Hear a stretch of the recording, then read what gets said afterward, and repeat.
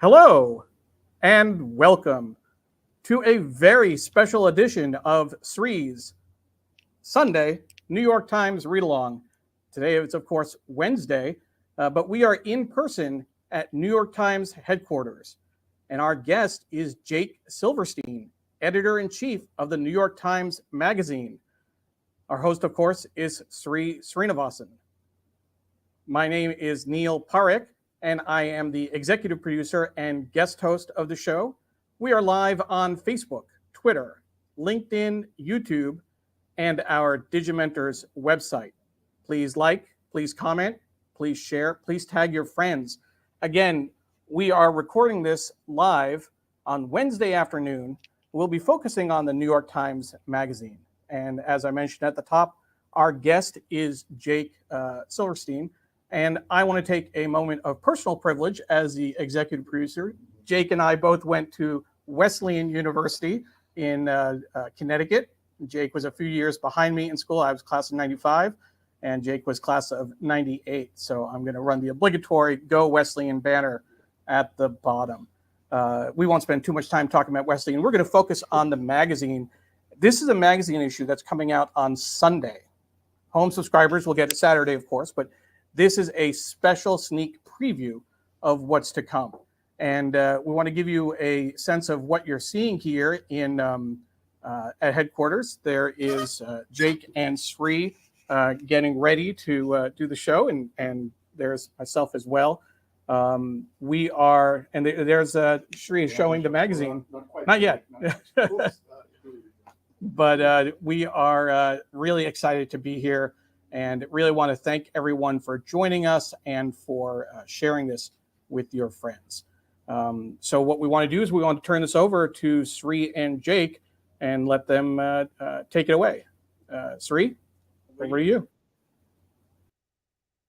Hello, folks. I hope you can hear us, watch us wherever you are in the world. We're so delighted. We are coming to you from New York Times headquarters inside the building. We're inside after all of this time doing the read along from all over the world. We're now doing the New York Times read along for the second time from inside the building. I once was reading the New York Times on a read along with Ari Goldman, a longtime religion columnist at the Times. And we were reading the paper in the 14th floor conference room. And Arthur Jr., the publisher of the walked by and Ari grabbed him, and suddenly he was on the show, and I don't think he was quite ready for it, but he played along. And we are just so happy to do this. Jake and I met first about 7 years ago in South by Southwest, and he said he knew about the show and what we did, and we said we would work on this and would try to find a way to do this without forcing you to get up at 8:30 in Montclair.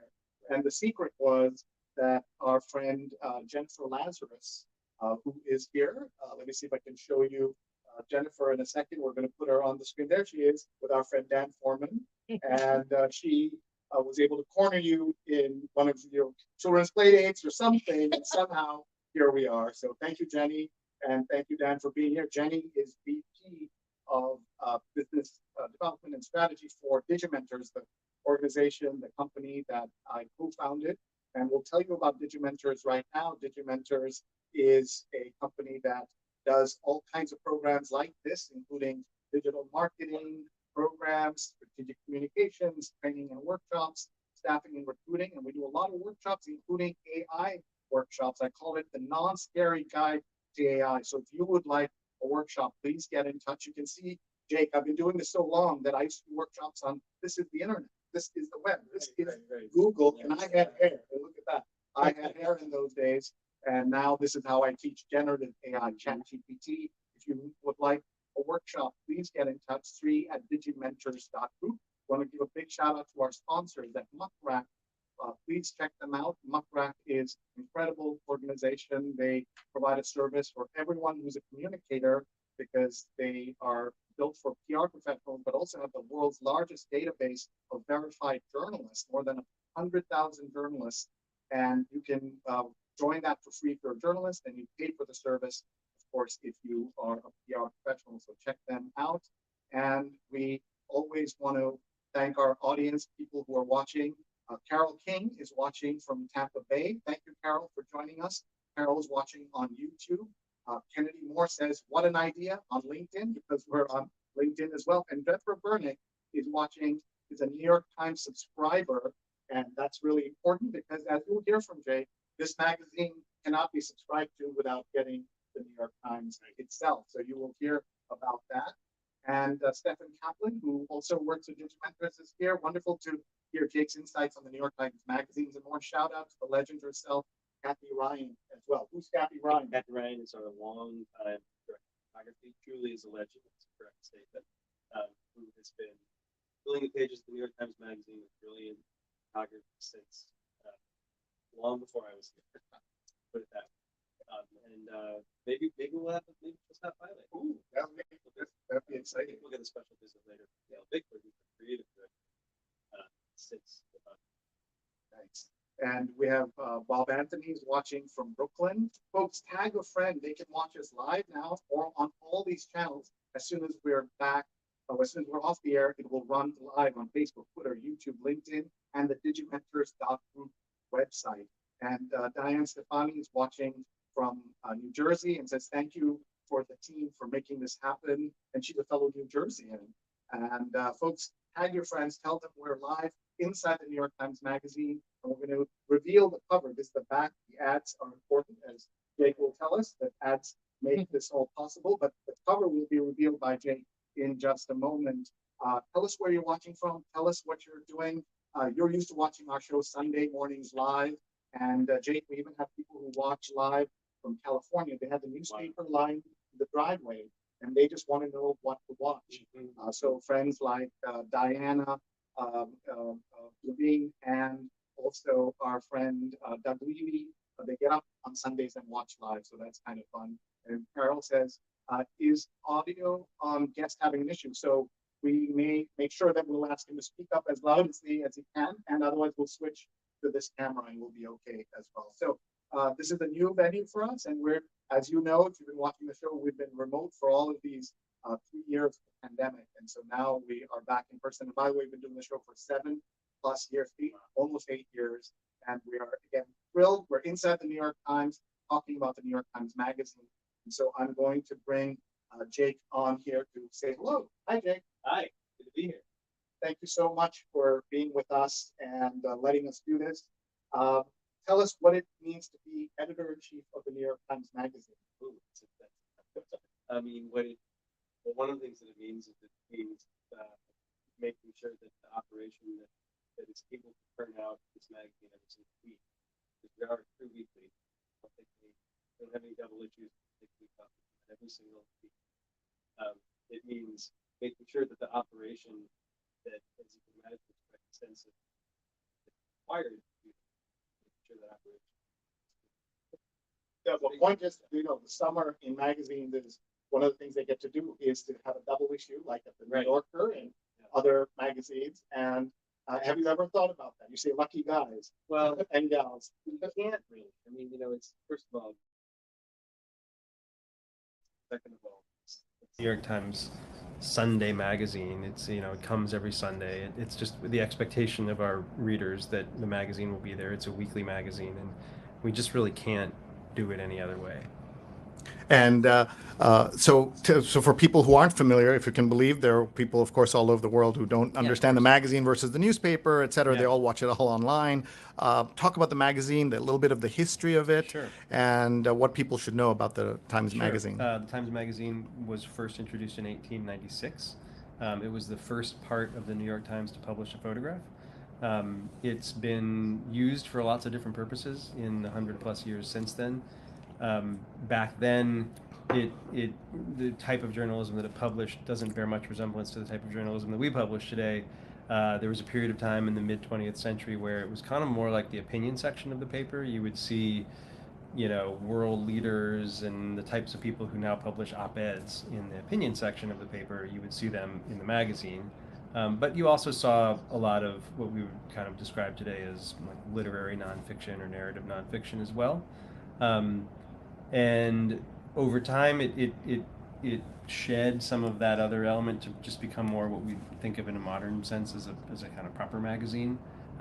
It's had too many different editors over the years to count. I took it over in 2014. I became editor-in-chief in 2014. As the time of frame that I've been editor, one of the big aspects of publishing the magazine has been the fact that the magazine is becoming more and more and more integrated with the rest of the paper, because all of our stories are being published on the same website. And online, there's far less distinction between stories. And also online, the package of the magazine, the bundle of all the stories together, which, as I'm sure most of the people watching know and appreciate in the way that they consume the magazine, that bundle is a lot of what we longtime magazine editors who started out in, I guess it's correct to say, a pre-internet era, or at least an early internet era, that the bundle that you have in print is and how you kind of create a sense of pacing and variety and so forth within that bundle and coherence. Of course, that's gone when all of the individual stories from the bundle are being published separately online. That's really changed, or is maybe a better way to put it is, it's changing the nature of the job of running the New York Times Magazine and writing for the New York Times Magazine, and all the people out here who edit and design and take photographs and so forth for the New York Times Magazine, where we are over the last decade, and I think this is a trend that will continue, becoming much more integrated into the rest of the paper. When you joined, of course, one of the things that was out in the air is how long will there be a print edition of the New York Times, which means also a print edition of the magazine. So tell us about taking the job at that moment, and how the pundits have been wrong about the New York Times. Well, I mean, probably the biggest transformation in the New York Times over the decade or so that I've been here has not been in the anything to do with the print edition of the New York Times, but has been in the growth of our digital subscription business. So when I got here, we had roughly 1 million digital subscribers, and today we have roughly 10 million. That's just a complete transformation of our business in the last 10 years. And there's a public goal of 20 million, 25 million, 15 million by 2027. Okay. So I didn't want to put extra pressure on you and say 25 million. Right. Luckily, we don't have to come up with those next 5 million all ourselves as a magazine. But that's really transformed the business, as should be obvious. And it's part of what has made the Times such a healthy news organization. It's been able to grow. Our newsroom has grown significantly over the last decade, at a time when a lot of other media organizations are having to downsize. We've been able to grow. So the digital subscription strategy, which is useful to maybe cast our minds back to the point when people really mocked the New York Times for putting up a paywall, excuse me, for insisting that actually, contrary to what you may have heard, information doesn't want to be free. Information takes a lot of money and resources and time to produce information that is dependable and trustworthy and has been well sourced and so forth, of the kind that we publish here. And so the triumph, really, I think that's the correct word for it, of the digital subscription strategy for the Times has been one of the most important stories in media in the last 10 or 15 years. And it's totally transformed this operation in the time I've been here. All that said, it's also not the case that just because there's been so much growth in our digital subscriptions, our print subscriptions are nosediving. They have declined a little bit, but they're mostly holding pretty steady. And for the magazine, which is of course part of the Sunday package, the Sunday bundle, that we all think is probably the part of the print, the total print offerings Monday through Sunday that has the most kind of robust print life, right? Like there are still a lot of people who spend a lot of time with their Sunday print New York Times, and that's possible that will decline in the future, but it seems like it's gonna hold up for a while. Folks, this is your chance to ask questions of the editor-in-chief of the New York Times Magazine. He's going to reveal the cover of the next issue. We're taping on a Wednesday. We're live on Wednesday, and then this will, of course, appear. The magazine comes out on Sunday, but you will see the cover here in just a moment. That's Jake Silverstein. I'm Sree Sreenivasan. He's at Jake Silverstein. I'm at Sree, and we are inside the conference room, not his office, but the conference room that's attached to the magazine. You're on a separate floor here in Yes, a bunch of changes happened here during and as a return from COVID. Mhm. And one of them was that we moved to a new floor, so now we're up on 10. The heart of the newsroom is 3. Right. 2, 3, and 4 is where most of the news desks are located. But we are up on 10, up in the clouds. And I was just looking at earlier at these bars that are part of the very iconic Renzo piano Yes. building, and then I remember that He calls these baguettes. baguettes. Renzo piano Nice. bars, yeah. And they used to go all the way to the street, and then people started climbing on them. This That's might have been right. before you came. No, yeah. Were you here? No, I wasn't here, but I know what you're talking about. And they had to cut them Right. to keep people from there from climbing this. And you can see the Empire State Building. And what does it mean to be in Times Square for the Times Magazine? Obviously, the Times Square comes from the New York Times. Not everybody knows that. But what does that mean to be here as the media capital, the advertising capital, all of that? Publishing capital, yeah. I mean, Well, yes. I think the particularly post-COVID, the physical location of any media organization is less significant than it used to be. There are a number. We're only in the office 3 days a week at the moment, and we have more people than ever who are working remotely and doing hybrid work. So it's a different world than it was before March 2020 in a lot of ways. But actually, as we're in a period now where we're returning to the office and beginning to rebuild the post-COVID, the post-pandemic office culture is a really important priority, not just for our company, but for I think a lot of companies right now. And so your question is actually very pertinent to the moment. What does it mean? Why is it important not just to be in Times Square, but just be physically present in the office? Particularly in such an important, beautiful, iconic New York City building like this Renzo piano tower. I think it's hugely important. I think the energy that we all take from being in this building together, the energy that we take from Midtown, like you said, being in the vicinity of for the people on the business side of the operation, a lot of the advertising agencies that they work with, a lot of publishers are around here.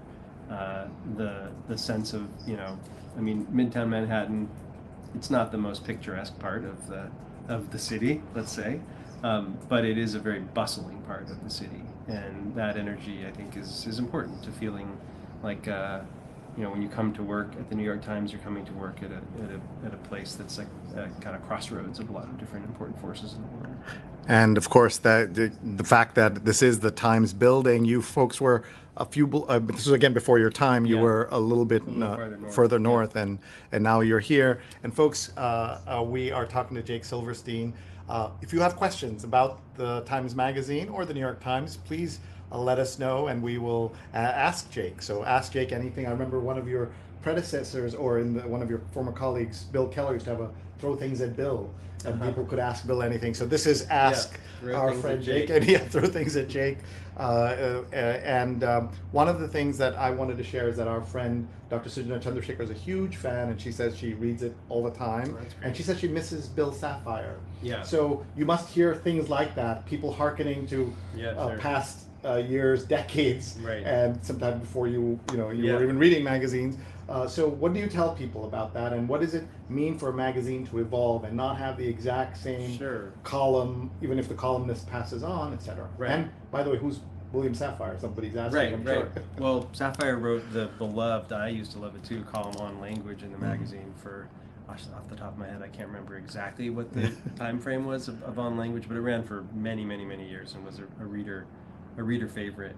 It ended before I took over, and actually one of the columns that we introduced when we the first kind of redesign of the magazine after I took over was vaguely inspired by on language. It was called First Words, and it was a column that ran as the first column in our front of book.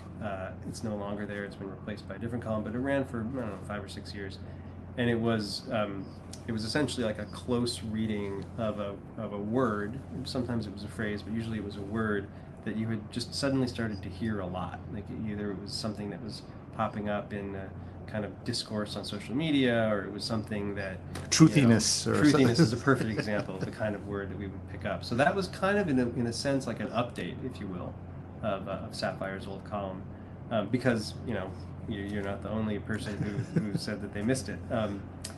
But of course, columns and features and ways that the magazine communicates do have to evolve. Now the most important element in that evolution is thinking about all of our columns as being digital first in nature.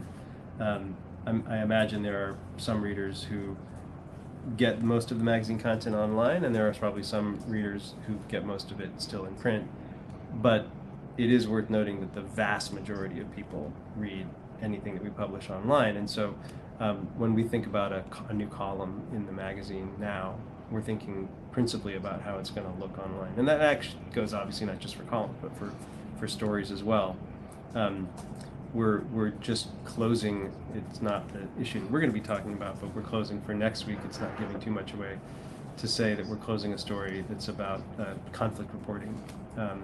And it's a photo project, a visual tour through conflict zone, and it involves a lot of really powerful video. Obviously, that doesn't translate. So much of what we do now is with our digital publication in mind, and that goes for the generation of new columns as well. That said, I mean, obviously, everything that we're doing is, we still take our print magazine very, very seriously, and we put a ton of time and effort and care and resources into it every single week. And all of the features that we're currently publishing are features where we think we've done the work that it takes to make them both successful as a digital and a print product. I don't know if that answers your question. No, that's great. How does features evolve? But it's okay. One of the things. Here's a specific example, because this is a case in which we have a feature. One of the things we're proudest of right now is our talk column, where the same feature has existed for many, many years. If we went out there, we could grab an old copy of the magazine and see what it used to look like. But talk was for, I don't know, many, many years. Talk was the back page of the Sunday New York Times Magazine. This is last week's issue, just so issue. anybody's So this confused. is Dr. Emily Morse, not a real doctor, but somebody who has helped a lot of people think about their sexuality. Perhaps some of the viewers have listened to the Sex with Emily podcast. Don't do it with your children in the room; you'll be very embarrassed. But anyway, Emily Morse was the talk subject last week. This column is now operated by the incredibly brilliant interviewer David Marchese, whose desk we passed on. Whose desk we passed, it's right over there, right? Yeah. So, and David does this just amazing thing every week. Not quite every week. It's not every single week. It would be difficult to do something as thorough as this every week. But he. That's the spelling. If anyone's curious, there's a spelling of his name. That's right. There he is. Yeah, he does these long form interviews that. He just he's a great interviewer. And then you annotate these, right? Like you started the because he goes so deep that he's often asking people questions about things that they need a little bit of annotation. Let's see, and also not to confuse anyone, that's actually Gwyneth Paltrow being interviewed in the corner there by Emily Morse, and he pushes back on her whether she's an actual doctor, and all kinds of things come up here. So again, we are a family show, so maybe we won't go into all of this. But I will show this part where this interview has been edited and condensed for clarity from two conversations. Right. Longer version online in the magazine. Right. That's important. So if you remember, there was this kind of Kremlinology that happens about the magazine before your time. Right. The first time when it was being, the fact that it was edited was news to people when it shouldn't have been. All interviews are somehow. Wrong, but I think it was the interview with Ira Glass that triggered that whole. I don't remember. Yeah. You remember? Yeah. Yeah. Yeah, I think it was. That's Jenny Lazarus saying hi, and Dan Forman, and you guys can ask questions too when we're ready. Jenny with the deep cut, remembering that was Ira Glass. I don't really remember exactly what the controversy was. Well, it was just that it was, somebody pushed back. Ira pushed back to say, why did you edit it this way? This was in maybe 2008 or something. Yeah, very early, yeah. But what I was going to say about this is that this is what we currently call our talk column. It's completely different from what the talk column used to be. For years, the talk column was the back page of the magazine. It was very short. One of its features was that there was a full body picture of the person being interviewed. So you saw from their head all the way down to their feet, and they were standing on a white seamless that was the same way every single time. The page was arranged in print with them standing in the middle with the questions and answers going on either side, and there wasn't Any that room? much. Yeah, exactly. It was one page, and it was all the answers were pretty short and the questions were pretty short. We completely reimagined that as a long form interview, in part because we've been noticing over the last, I don't know, decade or so that long form interviews had gotten more popular. People really loved that form. So we still have the same talk branding, but it's a completely different and more, I don't know, I think more interesting feature. Before we go to the new magazine, I just want to show a shout out to Farnaz Fasihi, former student of mine at Columbia really? Journalism School. Oh, cool. This is war reporting in a different way, or conflict Yes. reporting in a different way. From Iran, you had basically the diaries of 5 women. That's right. And Farnaz wrote 3 women, essay, yeah, 3 young women. and wrote an essay. But Farnaz not only wrote the essay, Yeah. but like facilitated these young women writing their diaries, like got into contact with them in the first place. Farnaz is really responsible. And she said something about there being, like, the editor was also Iranian, and Yeah, maybe the yeah. photographer. There was like Yeah. 3 Iranian women were also involved in Yes, producing yes, it, and I yes. think that's really cool. And let's just look at another cover. There's a different style. Tell us about how you came up with this cover, which many people, when we showed it, they said they loved this cover. Oh, that's great to hear. Yeah. Well, We're just going to show you the cover so you can see. There it is. There it is. So this was for a story about the booming multi-billion-dollar industry of credit repair, which is a sort of, shady industry. It doesn't always deliver on its promises to people, but it is a function. It exists as a function of the fact that credit scores have become a real, form of a real litmus test for what people can afford to have in their lives. Credit scores determine so much about people's economic health and security that when you have bad credit repair becomes necessary, and there's a huge credit repair industry. This was a story, and this happens from time to time, where it's a very interesting story, very important story, difficult to visualize, because what I just explained about it being a story about the importance of credit repair. What we had in terms of photographs were pictures of people who are in the business of credit repair, or who have benefited from the business of credit repair, Or suffered because of it. suffered. We had some photographs of conventions where people were talking about credit repair. We had, I think, a couple of photographs of storefront credit repair shops. None of it really conveyed the big idea of the piece, and it also just, these photos weren't. They were interesting journalistically, but from a strictly visual standpoint, they didn't make a great cover.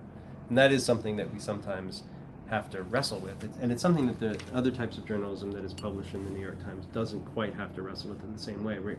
If you're publishing a story on A1, even with that prime print real estate, you don't quite have to think about a photograph needing to hold a cover in the way that we think about a photograph needing to hold a cover. So sometimes in cases where we have a really important story that doesn't yield cover-worthy visuals, we come up with another solution. So that's what you did here. Yeah. In this case, we did a typographic solution. Yeah. And often we'll sort of take inspiration from the source material. For The industry it comes from. Yeah.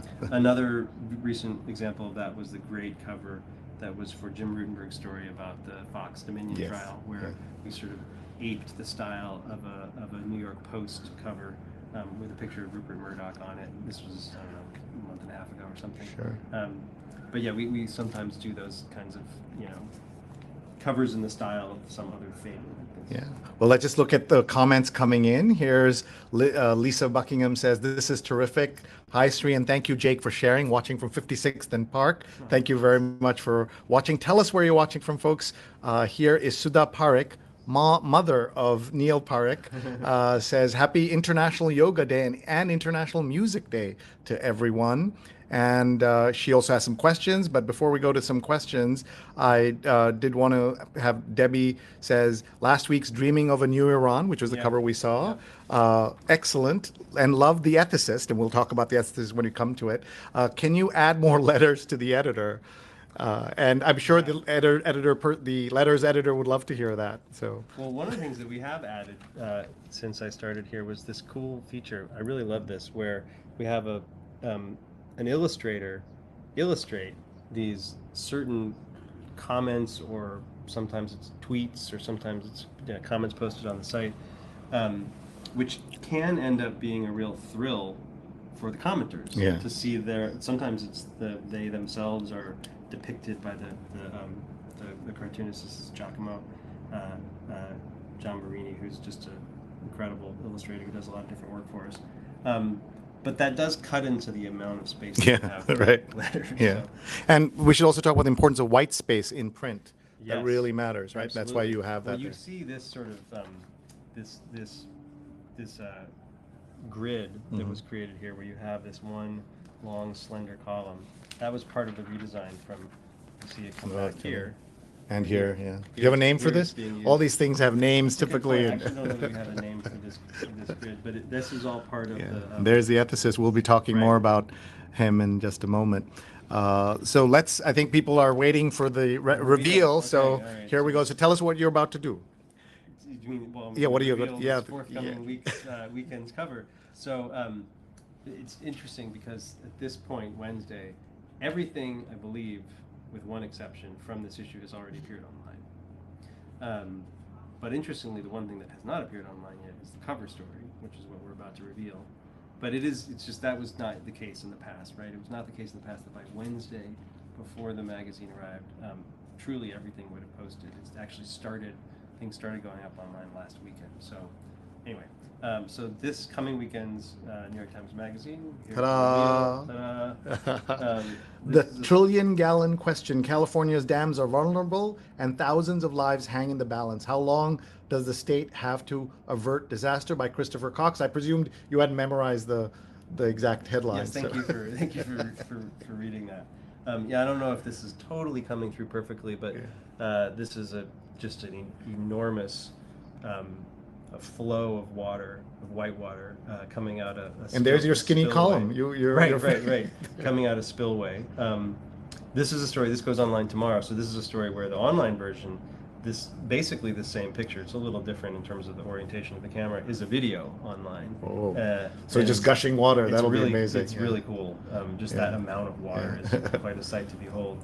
But yeah, this is an important story about the state of California's dams. Obviously, this was a very wet winter out west, and as that snowpack is melting, there's increased flooding.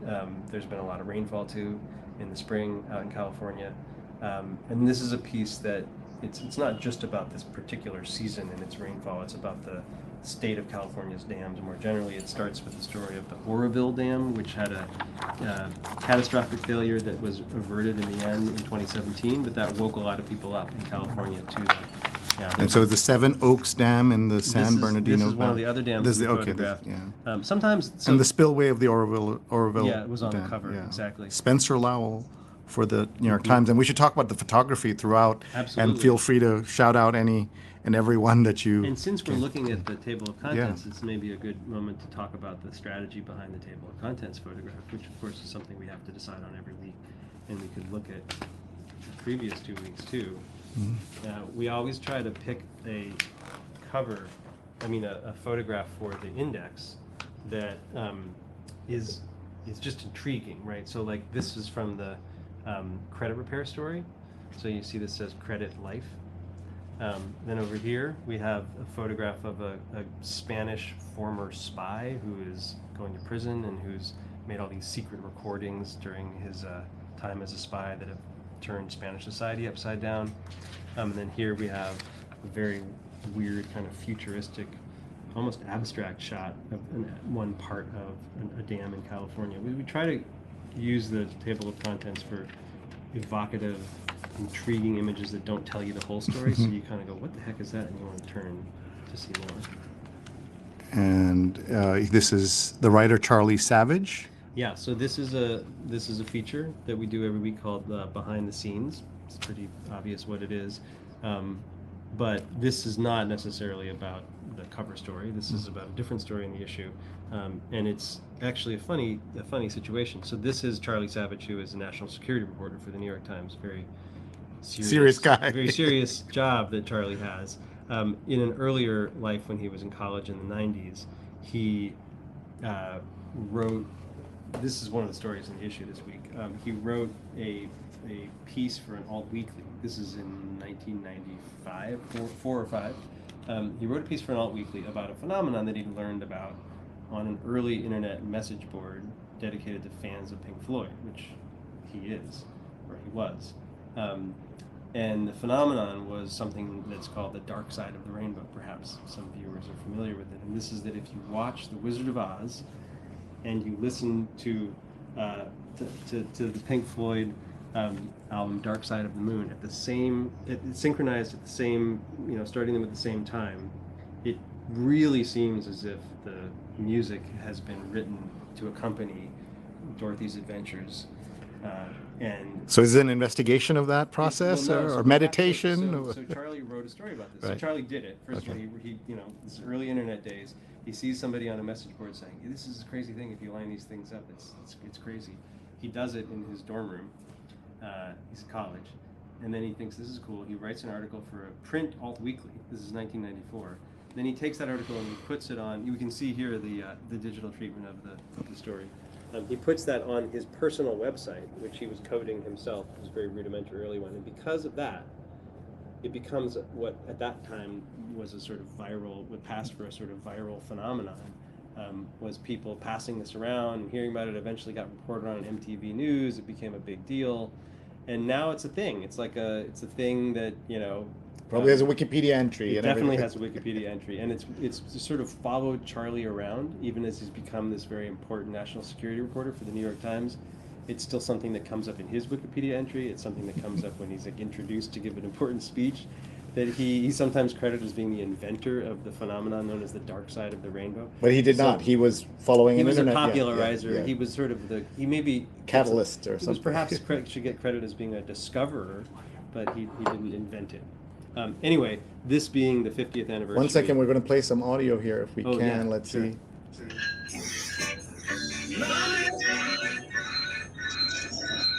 I think we're getting a little feedback, so we'll forget that. So. Anyway, people can check it out on their own on the site, or they could actually involved with it just to have the experience themselves. Unlike in the 90s, you don't have to get a VHS tape and an LP and start them at the same time. You can literally just Google Dark Side of the Rainbow and someone's done that already. It's on YouTube and you can watch it. So what was the piece exactly? So it's the 50th anniversary of the Pink Floyd album this year, and so Charlie has decided to finally write the story of how he became, credited with popularizing this funny thing. Okay. Anyway, it's a really fun and interesting story and a trip to an earlier era of popular culture. So let's take a look at. So we're just going to flip through the magazine with the editor-in-chief of the New York Times Magazine. That's Jake Silverstein, and I'm Sree Sreenivasan. He's at Jake Silverstein on Twitter. Please follow him. And I'm at Sree. I'm here with Neil Parekh, who's our executive producer, and there's Jenny Lazarus and Dan Forman. Thank you all for being here. You're going to ask a question in a little while, I'm sure both of you there. But anyone watching, please ask your questions. I just want to show one comment here. Hi, Sree and Jake. My 15-year-old and friends do the crossword, so keep them coming. Next Gen is watching you. Oh, great. That's from Cecilia J. Nice. Thank you, Cecilia. And Marilyn, who works with us at Digimentors, the magazine is my favorite. And so that's great. And then Ron Thomas is watching from Verona, New Jersey, but he's usually in Dubai. And wherever is in the world, he will watch us. And he's also been on the show. And he was on the show with me in my apartment, I think a couple of weeks before we shut down on the thanks to the pandemic. And Bob Anthony, who writes a tech column for my newsletter at Substack, sreenet.substack.com. He says, hilarious to see a tabloid-style headline in the New York Times, but it works perfectly for the story. And that was that cover we saw about credit repair. Tell us where you're watching from. Tell us your questions. And please tag a friend. They can watch live later, now or later. The recording will run on Twitter, Facebook, YouTube, and LinkedIn. Neil. Just want to show the newsletter. Thank you. This was my latest newsletter is about teen mental health. And of course, something that we all worry about, and you can get that at sreenet.substack.com. By the way, that's an AI-generated image. I said typed in teen mental health, and that's what popped up, and it's a little creepy, and I guess that's the point. And we talk about what the crisis is and what we have to do. And there's Bob's column where he talks about tech. So thanks, Bob, for watching, and thank you all for watching. Let's continue to flip through the magazine. What a pleasure and privilege this is. So you have the thread, which is an allusion, I guess, to like message boards, and you have a thread of conversation.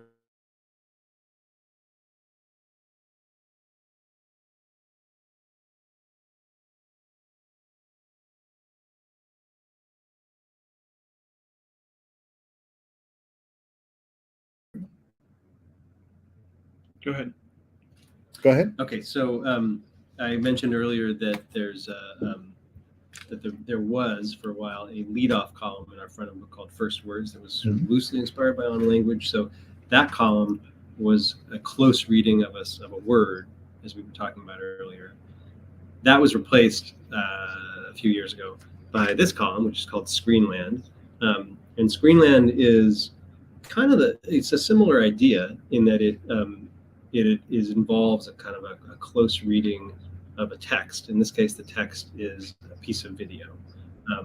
So this week, it's not always, it's actually less often about this. This is Boots Riley show, and a character that's on Amazon Prime. It's a character in the show that the writer is writing about. Often this is a piece of video that's not like a produced TV show or movie, but some sort of viral clip that's making the rounds, and the writer will kind of analyze what's happening in that video. So that's called Screenland. And our idea with that column was basically just that we live in a world of screens. We live in a world of videos.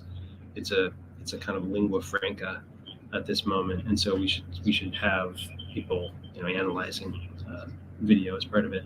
That column ends in something that's very almost antithetical to the world of screens that we live in, which is the poem. This is something we've had now since 2014 or 15 when we first redesigned the magazine after I got here.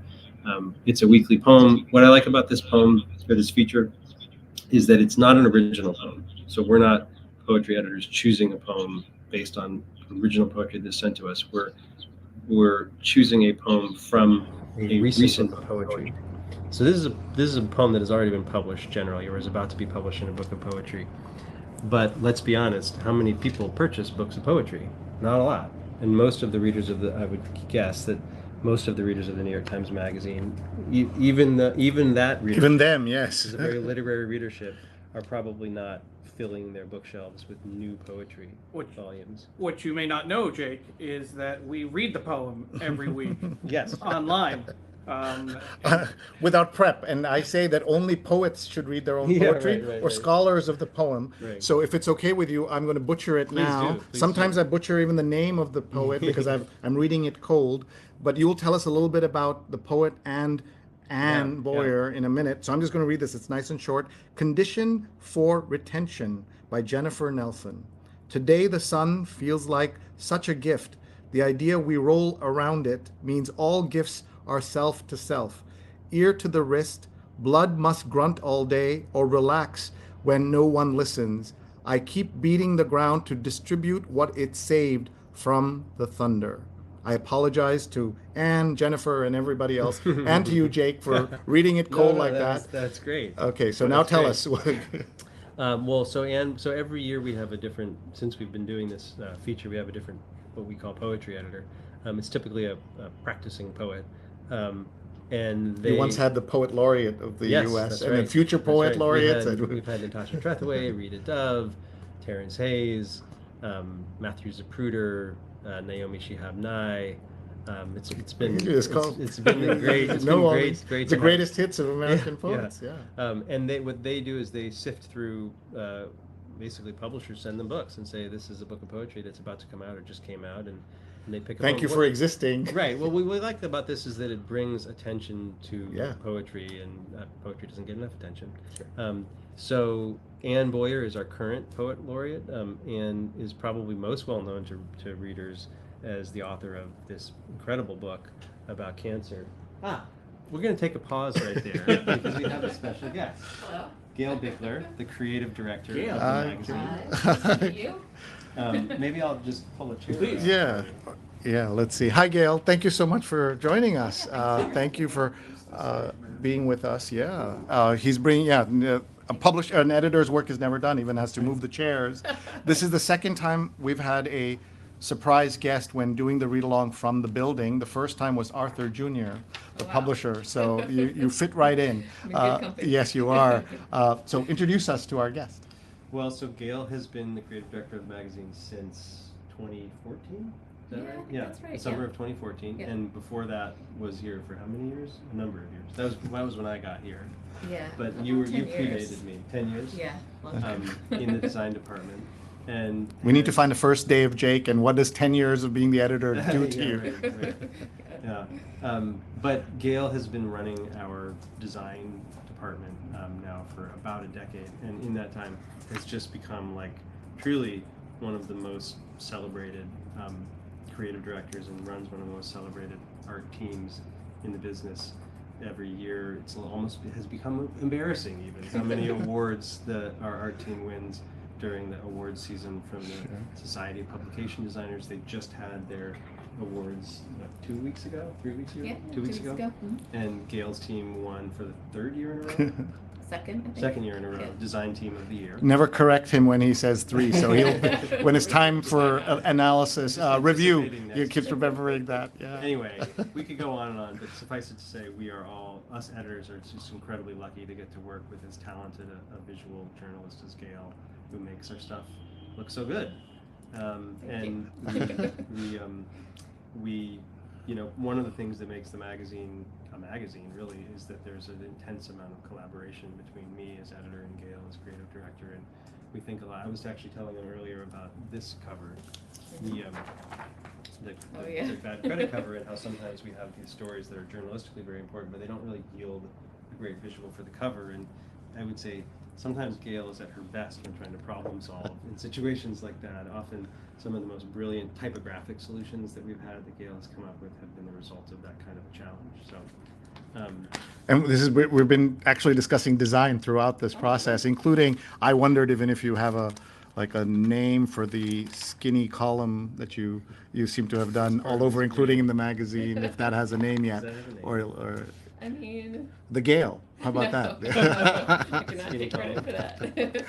But I mean, design plays such a role. Can you talk a little bit about the relationship between the team, your team, and the writers, the editors, and how you work together? Yeah, I mean, it's a really, really close relationship. I mean, from the beginning, we have a lot of conversations about the pieces and what the visuals should be. And I think one of the nicest things about the magazine is that there's a lot of respect on both sides. And so as we discuss these things, a lot of times when we're trying to commission art, we're really trying to get a sense of what the main point of the story is. I think some of those discussions Jake has said at points have kind of helped him crystallize what that point is, just by trying to be like really pointed about it. And a lot of times we take whatever Jake says and kind of try and go get someone to make an illustration, or we commission photography to get at that point.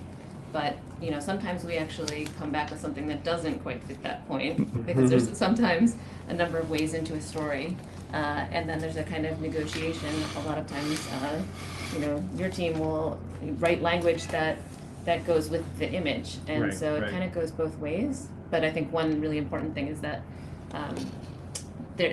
both things are kind of in line, that they're both pulling in the same direction, and that's something that we really try to make sure. This is just. It was playing with orientation. I remember Playing with you once did a orientation. vertical magazine, Yes, we did, vertical yeah. cover. This was a cool one where, the designers here are so clever. This was not only playing with orientation, but because this is a story about somebody who made secret recordings, it's playing with, what is the name for that? Like I don't know what that is. Visualization of Sure. the frequency.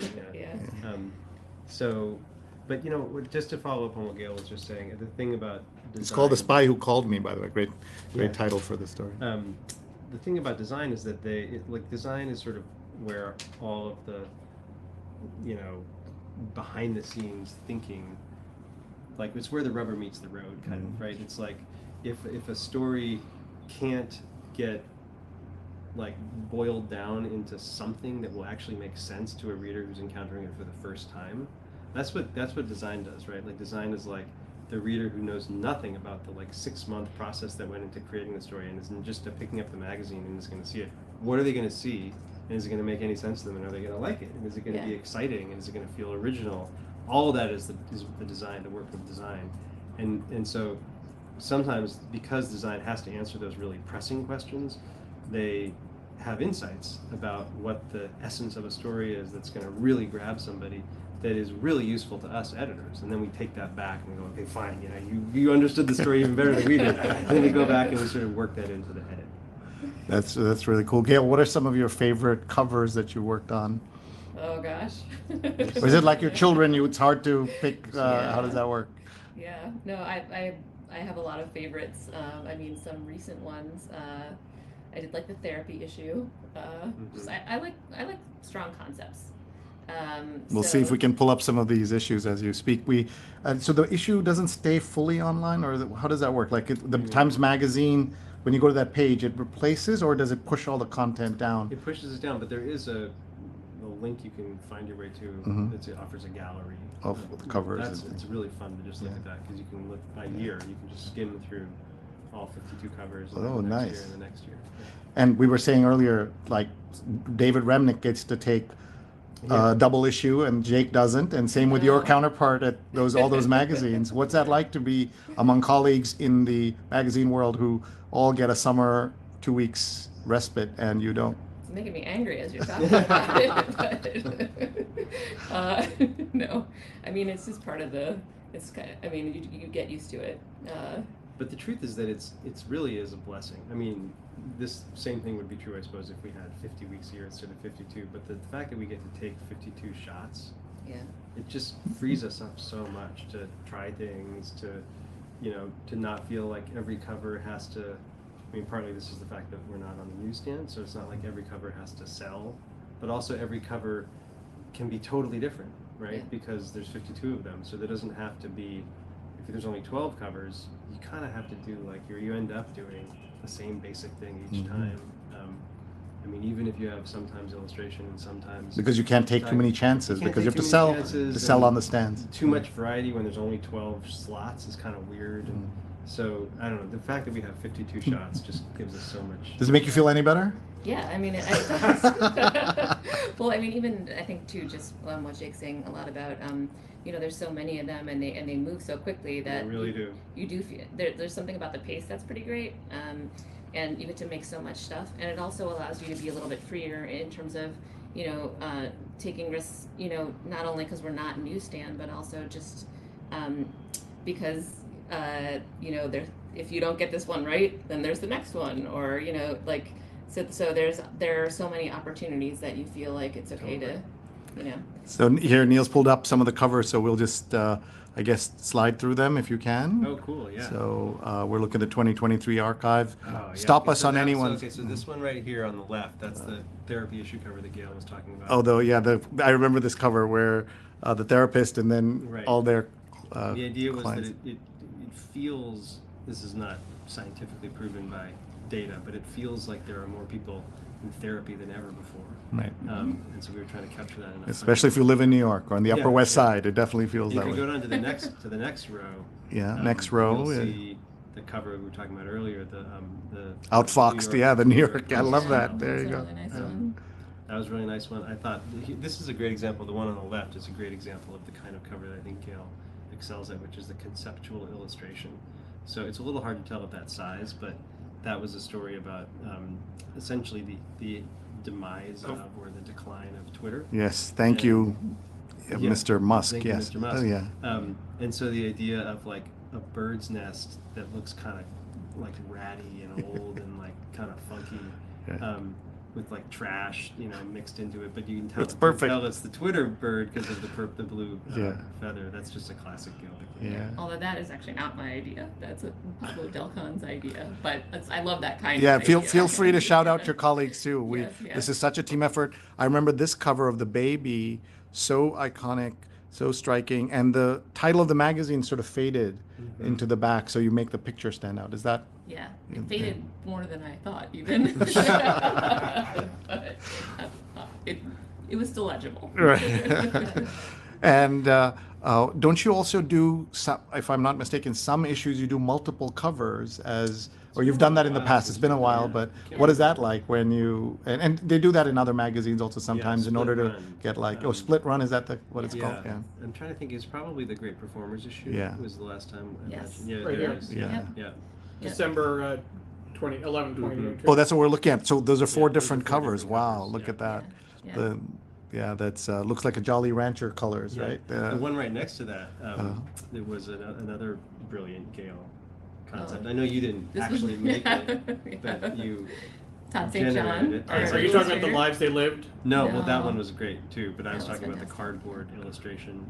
That was a story about how cardboard seems to have taken over our lives because of the rise of Right. online shopping. Everything is made of cardboard. And we should talk about this because this was one of Right. the experiments you had, which was That's right. Speaking of cardboard. yeah, you could put your smartphone in here and do virtual reality. That's right. And this was, I think, a Google product or That's something right. like This was that. And- 2015. 2015. Mhm. And And- we, man, it was a huge amount of work. Yeah. But we did an issue of the magazine that it involved a cover story about displaced children during the refugee crisis, and there was a VR film. Mhm. It was in the early days of VR, and then we created an app so that people could download it, watch it by putting their phone into Yeah. this piece of cardboard, and this piece of cardboard went out to all home delivery subscribers. with instructions on how to assemble Instructions it. for how to assemble it. And sponsored by GE. Sponsored by GE, and so it was a really cool moment. If you Right. didn't, you didn't know it was coming, Right. and you go ahead and you see like, this is a strange, thing. What is this? And then you looked at, you put it all together, and suddenly you could put this Yeah. on, and you were transported to Syria and South Sudan and actually Ukraine. It was For a different crisis. for a different crisis, Mhm.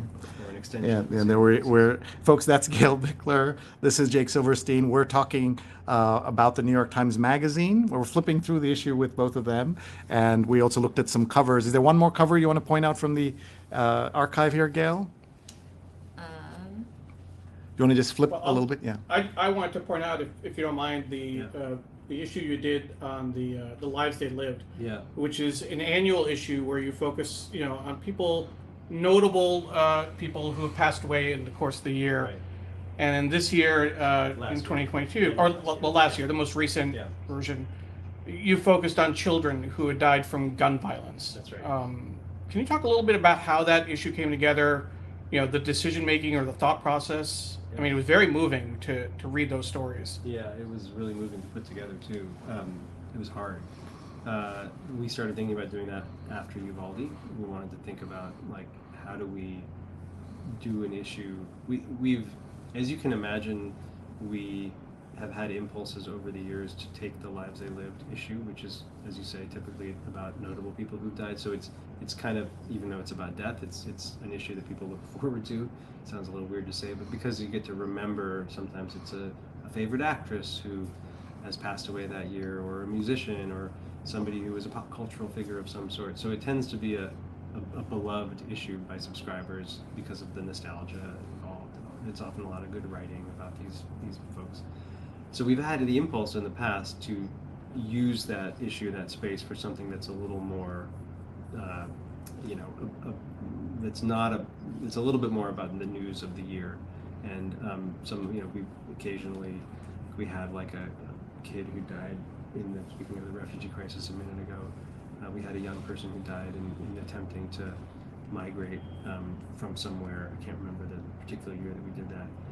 But we've tended to resist taking this sort of beloved reader favorite and turning it into something that's more like driven by a single journalistic idea. But this year it just felt like it was too important. After Uvalde, we just felt like, and not just Uvalde, but what we wanted to show with the issue was that the attention that gets trained on the problem of gun violence and young people after a school shooting is actually misplaced in terms of who are the most at risk. And most of the violence that results in kids getting killed by guns is not happening in school shootings. It's happening in drive-by shootings or stray bullets, and like that where kids are innocent bystanders, and neighborhoods with a lot of crime. It's happening with people who have finding their parents' guns and playing with them and having them go off. It's happening for many more reasons than school shootings, which are actually a minority of the amount of deaths for young people. And we wanted to kind of put people's attention on that. It felt like an important thing to do. So we didn't take it lightly because we know how much people love the lives they lived, and we probably won't do it again for some time. We wanted to take it over last year with something more focused on that. Thank you. Linda says, I made it to the end, but I'll go back and watch it from the beginning, which everybody can do. So please tag your friends. They can watch the New York Times Read Along on all our channels, Facebook, Twitter, YouTube, and LinkedIn. And I'd like to ask Gail about your background. What prepared you to be able to do this kind of multimedia design, as well as, of course, print, and having to do both at the same time? And you and your team, what do you look for? And every week. This is a theme that's come up multiple times. And before that, if I may, as a revenue model, was there ever a discussion to offer it for sale the way you can buy the book review for sale separately, or you used to be able to do that? It's So pretty rare to find, but you can, yeah. So has this ever come up? I'm sure it has, at least somebody's No, not idea. really, because it's the Sunday subscription is a really important part of our print business, and there are a number of reasons that people do subscribe to the Sunday paper, but the magazine is one of them. So we don't want to divide that, Right. That pie. Okay, so to Gail. Yeah, well, I would say, first of all, that I just have a love of storytelling, and visual storytelling, and being able to do that in different mediums has happened over time. So when I first joined the magazine a long time ago, 19 years ago, it really was primarily print, and the mediums, we've branched into all these other mediums, and it's been an interesting challenge to be involved in all those different projects and really learn about the best uses of them. But I would say that good design is good design, Yeah. and it transfers across mediums. And while I don't have the particular knowledge of how to kind of make things in every medium, I am able to be a good director of those things, and hire the people that do have that knowledge, just because it's so much about the basic principles of storytelling. Well, maybe we should frame this comment. Marilyn says, the magazine is the reason I subscribe to the print version. So we should frame that and send that along. I'm sure you get comments like this all the time. And she says her students at FIT love the magazine and how you use it. So design students study this kind of work that you're all doing. Yeah, and actually, we've not made it past like the first section, so we should pick this up a since little Gail's bit. here, we should talk about some of the openers. Yeah. So in print, there's lots of design elements, of course. Every page has got a lot of design thinking that goes into it, but one of the most, I think, exciting moments of design every week are the 3 or 4 opening spreads of the feature stories.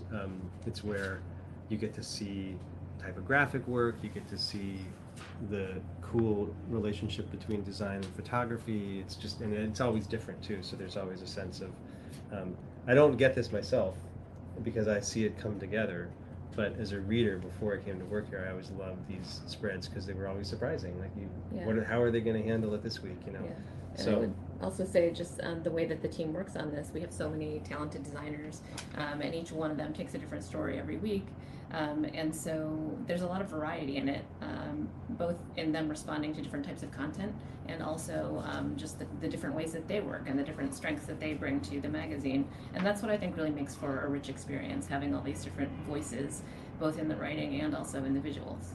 And here's another skinny column. Yeah. But this is You one like where a good skinny column. but this is one where talk about like how the type relates to the photo, and how like sometimes the design is sort of taking inspiration from some of the graphic qualities of the photo. Yeah, I think that's true. Sometimes with our typography, we're trying to do Jake, your something- socks are being commented on also. They're very nice socks. These So. were a Father's Day present. Oh, good. So, Oh, nice. So they got the attention they deserve. So that's good. Well, I was just going to say there's a number of different ways people tend to approach these openers, the designers on the team. Sometimes it's about an idea that's in the piece that they're trying to make clearer or play off of. And sometimes it's a response to all of the incredible photography that we have in the magazine. And I think this one is really a response to, the positioning of it's Lori Moore, right? Lori Moore, the Lori short Moore, story yeah. writer. Yeah. Yes, yeah. So I think that it's just kind of playing off of that, her positioning in the image. But I think, like I said, there's a variety of different ways that people And respond to the content. Sure, and Yeah. let's talk a little bit about photography as well. Stefan Kaplan says the design, illustrations, graphics, and of course photography in the magazine are unparalleled. Always been a leader Nice. and always will be. The magazine is an institution in and of itself. I agree, and I appreciate the comment so much. I mean, part of why I love that comment so much is that I know firsthand how much work goes in from Gail's team and also from Kathy Ryan's team to the design and photography. It's sometimes just incredible to behold. Like, here's one picture of Lori Moore. The photographer here is Thea Traff.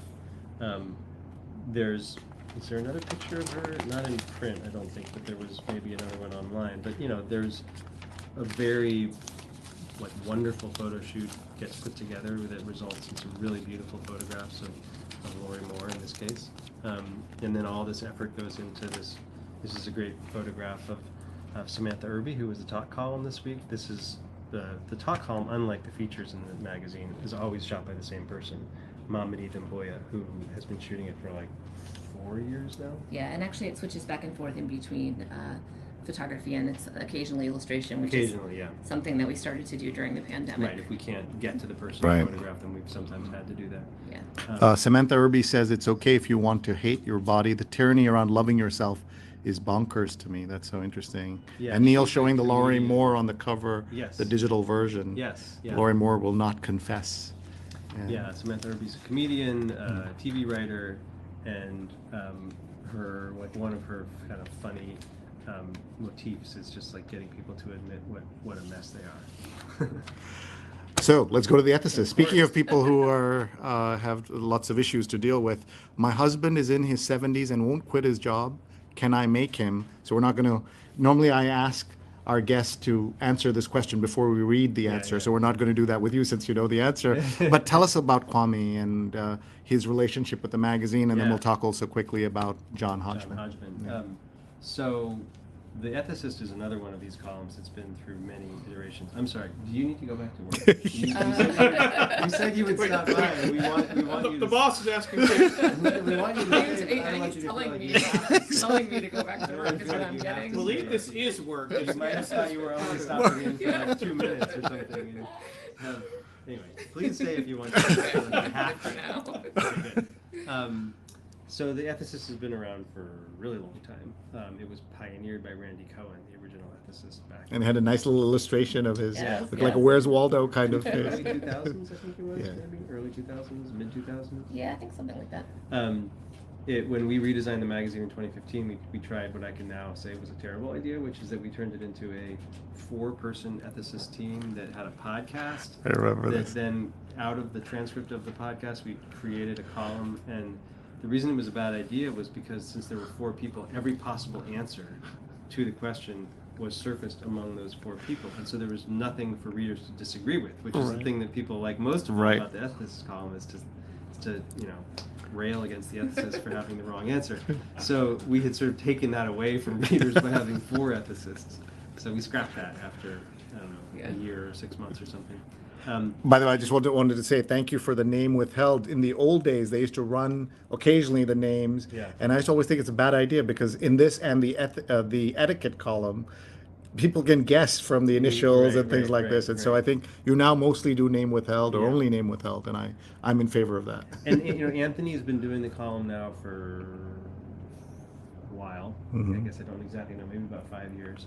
And NYU professor. NYU professor and actual philosopher, Mhm. right? Which I think is, I like to say that we have an actual philosopher writing our, and a philosopher of ethics writing this column. In the past, it's not that the previous ethical advice doled out by previous ethicists has been subpar or anything, but Anthony spent his whole professional life as an academic and as a scholar, thinking about questions of ethics and of sort of the human community and what we owe each other. And so his answers are just like, they're really pretty profound. And I think for him, because most of his work is not in this space, most of his work is in a much more academic space, this becomes a way to take in via the inbox, essentially, what the kind of concerns and preoccupations of the moment are for so many people. So it's he loves it, and he does a great job. And here is a very long question and a long answer, so we won't get into it. Tell us how John Hodgman fits into this, the bonus advice of John Hodgman. So there was this thing called the One Page Magazine when I started, which Gail will know about because it predated me and I killed it in the redesign. But what was it? Explain what it was. I mean, it was just basically a magazine in one page, so I had miniature profiles and different like interviews and yeah. So. And we killed it, but the one thing from it that we saved was John Hodgman. Okay, good. Letter of recommendation, and it's on the same page as the Read Like the Wind. Yeah. And this is, I think of a lot of this as kind of the servicey aspects. You also have the health advice and the ethicist.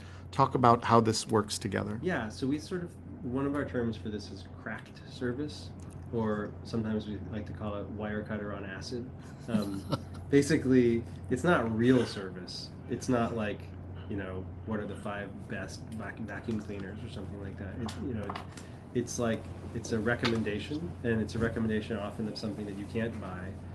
Usually it's something that you could experience or do or think or have, but it's really more about what's the pleasure of it is not that you're going to go get that thing, but that you're going to enjoy somebody else's appreciation of whatever it is. This week it's hotel bars.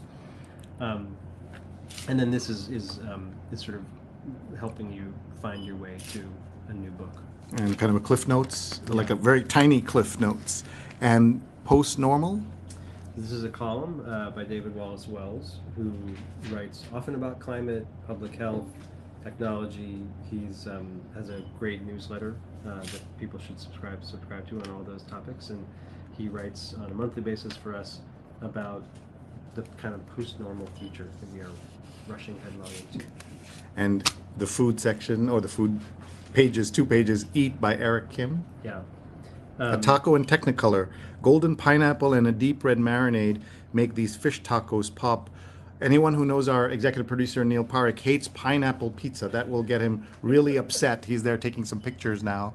But is it okay in a taco, Neil, is the question. In a taco? Okay, sure. I mean, I don't care. I'm from New York. I don't care about his pizza. Yeah. Those tacos do look pretty delicious. The e-column has been around for a really long time too. There's now 4 writers for the e-column. Eric is one of them. Part of what I love about it is the photograph every week. It's a very beautiful picture. So is there like a test kitchen and this is done? Your team shoots this, or how does this all work? Or somebody's? Yeah, the photo team, and there's art direction involved, so they're one of our designers works on it as well. Nice. And they get to eat the tacos. I think they probably get to eat some of the tacos, but yeah, it's a team of photographers that shoot it. Another Northeast college here. It's an ad for Brandeis University, Neil. Don't be upset, not Wesleyan. But we don't need to advertise. I'm just saying. But a moment on advertising and why that matters in this and able. Definitely. Yeah. I mean, it would be foolish to not concede that we have less advertising than we once did. It's no longer as much of an ad-supported business as it once was. However, as we were talking about earlier, the dramatic growth of digital subscriptions has changed our whole company, really, from being a advertising supported business to being a subscription or a reader supported business. That's not to say that we don't still find a lot of value in partnerships with clients, that we don't derive a lot of important revenue to the company from advertising. It's really important, and we really value those relationships, particularly like our long-running clients who advertise with us. But the majority of the company's revenue now is from readers, and that's interesting. It sort of shifts, like that change really changes the kind of business model of the whole company.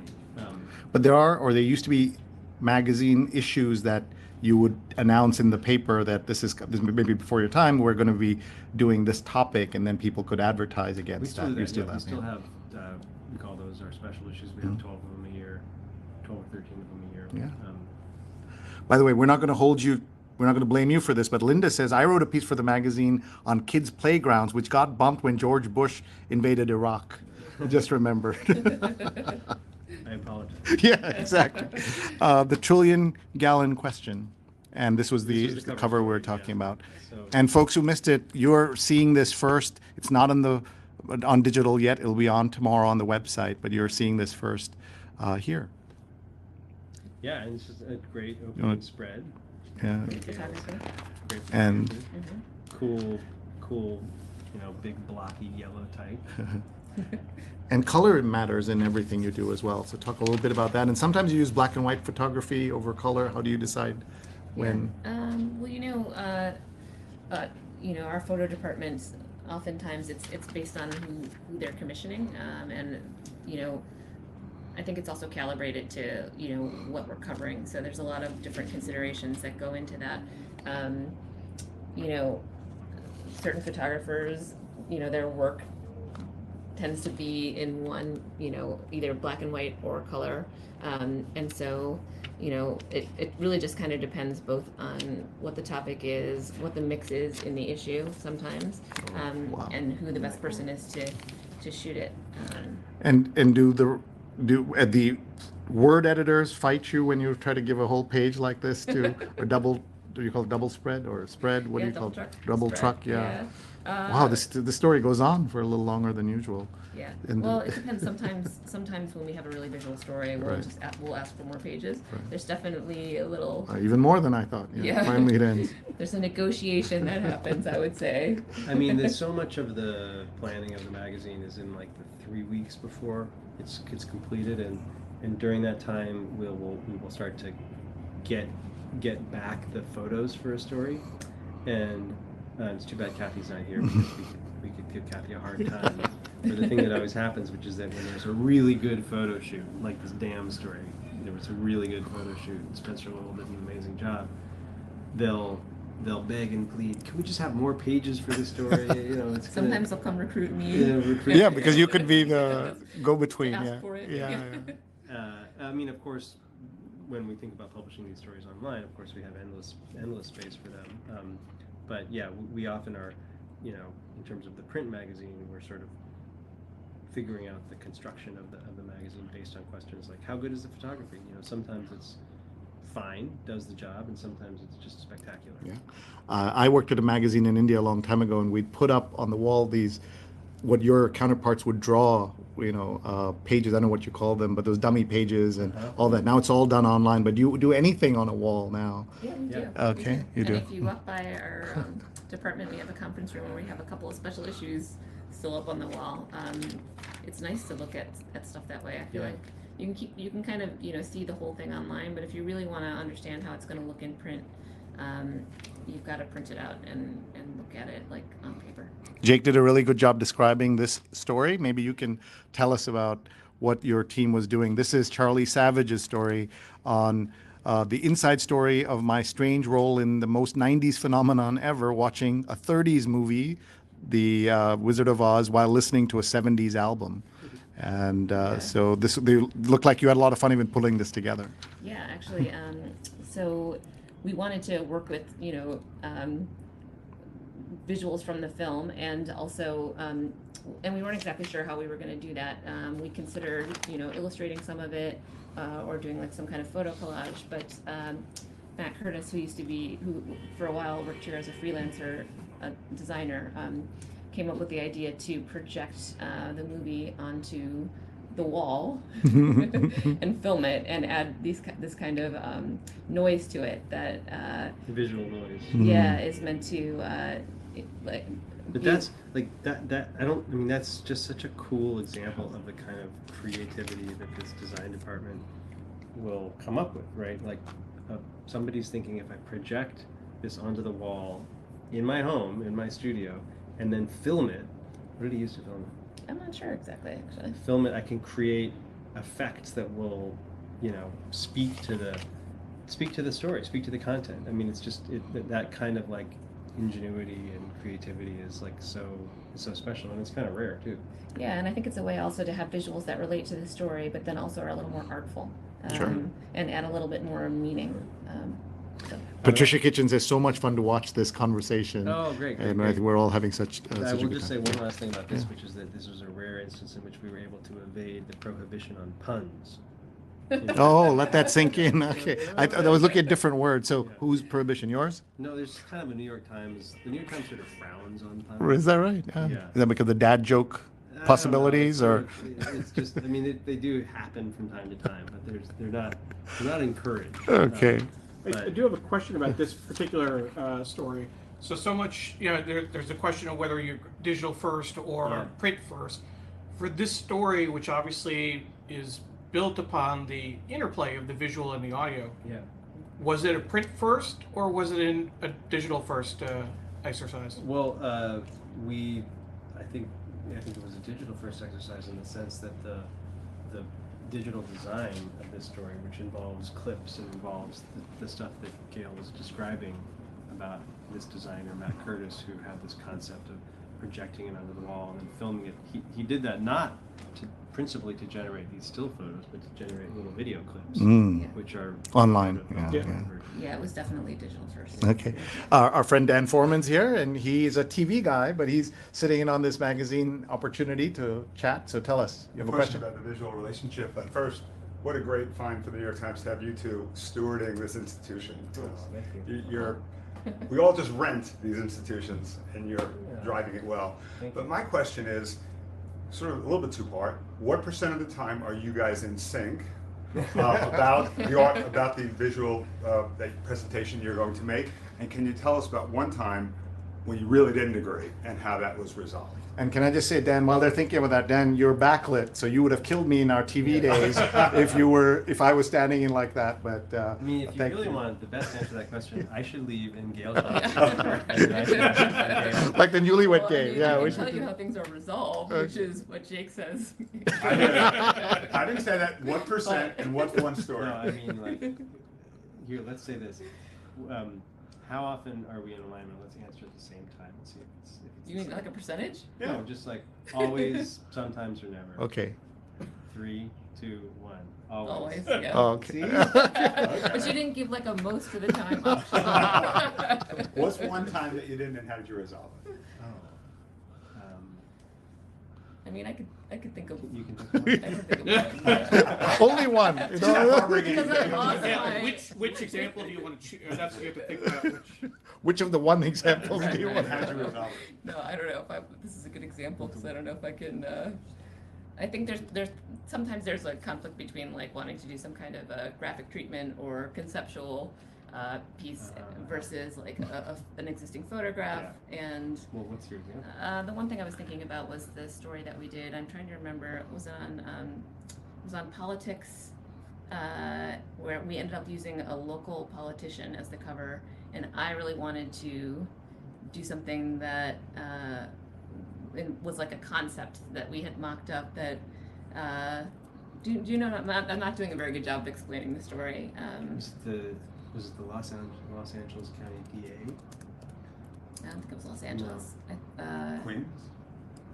Yeah, we've done a lot of covers together. But this does sometimes we'll assign stories that are where the subjects just aren't like they're like a local politician or something. They're not like visually that exciting. It's not like a dam in California. It's just this awesome like feat of engineering you can photograph in these incredible ways. It just looks like a person in a suit, like 1,000 other people in suits you've seen. So those types of covers are generally challenging, but they might be really important stories. And so then in those situations, we get into this sort of, challenging visual conundrum. Do you put the person on the cover? This most recently happened in the case of Randy Weingarten, who was the president of the American Federation of Teachers, the second largest teachers union in the country, and we did a cover story on the kind of politicization of education and the way that teachers unions have become the subject of a lot of attacks. And Randy Weingarten is not a familiar figure to most readers, and so putting a picture of Randy Weingarten on the cover was we thought wasn't going to be that visually exciting. So then we went down a path of creating a kind of a conceptual illustration, but that type of situation where the decision is between essentially a piece of photojournalism versus a more conceptual approach is often the place where sometimes there can be some discord, because the conceptual approach allows you to do something that's really polished and like intentional and has a design clarity to it, but it feels general. It feels a little more abstract, and the photograph will feel like really like concrete, but it can often feel kind of small and particular and narrow, and so that It feels newsy sometimes. yeah. That's a great answer. A little follow-up, if I could, just for you, Yeah. Jake. How deep are you able to get into the journalism as well as the graphics and still run the place and do the administrative? What's your percent on that? Sorry for all the percentages. Percent is hard to say, but I mean, I read and give feedback on every feature story, and I definitely try to like get into the weeds of certainly making the assignments for all the feature stories, and helping to shape them. But that said, part of why, and I'll say it again, a weekly magazine that comes out every week can operate at the level that we do is that Gail and I just have these incredible staffs in the design department, amongst the editors, photo team. The fact checkers are absolutely incredible here. They're just animals. In a good way. The copy editors, the production team, our digital team. I mean, we just have like a really amazing group of people here. They're all very dedicated, and everybody, there's a lot of trust. So I think Gail and I both feel like we have a lot of trust in our teams. And We're going to just take a couple of minutes more. Yeah. We're at the back of the magazine, right? Yes. But you call the back of the book, or this? Do you use It's that? a good time for Okay. me to go, like, not as designed. Yeah. Thank you, Gail, for doing this. We're so thrilled that you would spend more than just a couple of minutes with us. So thank you, and we look forward to watching your work every week. Oh, great. Thank you so much. Thank you. Thank you so much for doing this. So, do you call this the back of the book, or Yeah. okay? Pages. And we sorry, The jump pages. the jump pages, right? And of course, lots of puzzles. I mean, there's puzzles upon puzzles We here. added this. This was a new thing, was to add a whole full page of puzzles. This was a couple years ago. Right. But one of the biggest changes that we've made in recent years was to put the crossword on the back page. It wasn't always on the back page. It was the page after the back page, and this was the talk column. And then we moved the talk column into the front, increased the size of it, and we put the puzzle on the back page. And we added this little feature here, which is a tiny bio of the person who Written wrote- by Will Schwartz. Written by Will Schwartz. Yeah, It's a tiny bio of the person who created this. and sometimes there's some really unusual characters in they are. here. I mean, right? it's true. The people who write crossword puzzles, as a rule, are always interesting. And some of them, I remember once seeing professional puzzle maker. Like, is there enough work? And turns out there is. So we're going to try to do one or two of these if you boy. can. Let's see. I see lead guitarist of Queen who has a PhD in astrophysics. That's Brian May, 79 across. So is it? Oh wait, do you think it's the full name? He's a PhD in astrophysics. So let's see, Brian May. Yeah, that Very works. confident doing this in pen, but that's Yeah. probably all I can do. How are you at these things? Well, we got Edie Brickell here. Okay, Edie 15 Brickell, down. 15. Where's 15 down? Yeah, Edie is EDIE. This is like watching Yeah. paint dry, folks. Yeah. But you're watching Jake Silverstein, the editor-in-chief of the New York Times Magazine, trying to fill this out. We're really giving people a jump on this. Yeah, exactly. No, this is not fair. 1970 hit for Neil Diamond. There are so many hits in 1970s. That might be. I was born in 1975, Yeah. so Okay, so you're off I'm the, gonna just take a knee on that. Oh, let's try to do one more. Come on, between the two of us, we can do. Okay, Kapoor, who played. This is Anil. Kapoor, who played the game show MC in Slumdog Millionaire. 62. Is that down? Yeah, 62 down. Before that, I was going to say it seemed like a music theme, but Yeah. with the Neil Kapoor, I don't know, right? Edie Brickell and But Brian We're May. just those are the ones we're grabbing. Yeah, that's all the ones we know. do we know. I always wondered why they don't put the word count next to, or the the what do you call it, character count next, letter count next to these, so that then we Here we would go. know. This Okay, is you got one. Semanas. Yeah. Okay. Is that the Spanish word for weeks? Goes on and on. 114 across. 114 weeks. weeks in Oaxaca. So No, 114. no. 114 is Yeah. Semanas. SEMANAS. Yay! Go back to the Neil One- Diamond one. yeah. Marilyn is wondering if it's Sweet Caroline. And as did Jenny here, but we don't know how many words it is. That's see, this is why I need a word count. Where is it? 105 across. It's too short. I think Will Shortz is going to be angry with us. And you don't want Will Shortz to be angry with you. Shorts Okay. angry with us. Yes. Sree, turn the page, please. Yeah, exactly. For 2 more days.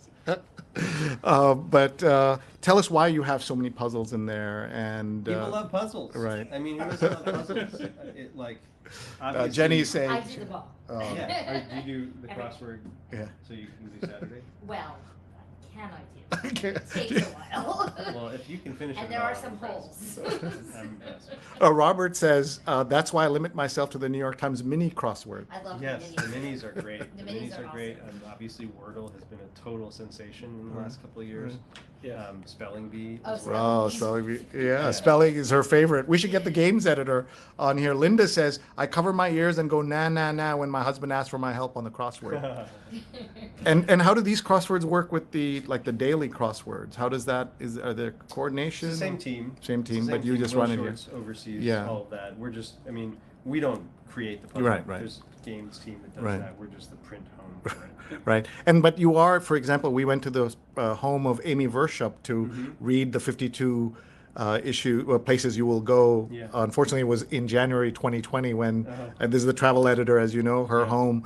But for example, you do voyages and it's a separate thing. You don't coordinate that. So, but this is one thing where you do coordinate the puzzles. Yes. You And coordinate. another part of the magazine that's coordinated. I mean, I would say everything's coordinated in that we always, if we're doing a voyages issue, we'll tell the travel desk what we're doing. If we're, when we had a story about the anniversary of Vivaldi, the Vivaldi shooting this year, we were in conjunction with the national desk, which was also doing some anniversary coverage of that event. If we have this Iran story, like Farnaz works for the international desk, so this was in conjunction with the international desk. So we very much are working together with but the crossword is something that is actually created by another part of the New York Times and published in our print magazine. The only other thing in the print magazine that I can say that for is the Eat column, which we created, was sort of born in the magazine years ago. But at a certain point, it just started to seem sort of silly that there was this team of incredible expert cooking professionals running the cooking app, which is amazing. Yeah. It's become a huge part of our business and our readership, and also the cooking and food coverage in the paper. They know more about cooking than we do. I mean, there's a lot of people who love to cook up here, but it's not. We don't principally focus on that. So we essentially gradually turned that Eat column over to the cooking team. So now it's run by the cooking team. The recipes are vetted by them, the column is edited by them, and we are essentially the print home for it. And the last thing here seems to be International Olive Day or something here. Olives at your table.eu. So European Olive Union or whatever is promoting this. So olives from Spain, so not just all of Europe, and you need all the ads, right? That's part of makes this work. Wow. Jake, I don't know what to say. I think we have a couple of final questions, and we want to make sure Jenny responds to watching her friend read the magazine like this, which he hasn't done, I presume, before. You haven't seen him do this. No, this is the first. Okay, so he's got a question, and then we'll come to you, Jenny. So one point I wanted to make and then a question. Yeah. So first I want to give a shout out to New York Times for Kids, which came from the New York Times Magazine. That's right. We're big fans of the New York Times for Kids on the read along. We had Amber Williams on the show last year, and through special arrangement, we worked very closely with Tom Jolly and Wayne Camadoy, and Amber has signed off on this. Hopefully she forwarded you the memo. But every time we do a show on the last Sunday, we have permission to put the PDF on our website for like 24 hours. We put it up on Saturday. We take it down at noon, so it's a special feature that people can download. We love the New York Times for Kids. Thank you for that. I love it. He has a young kid at home I have a who 10-year-old. loves it. Yeah.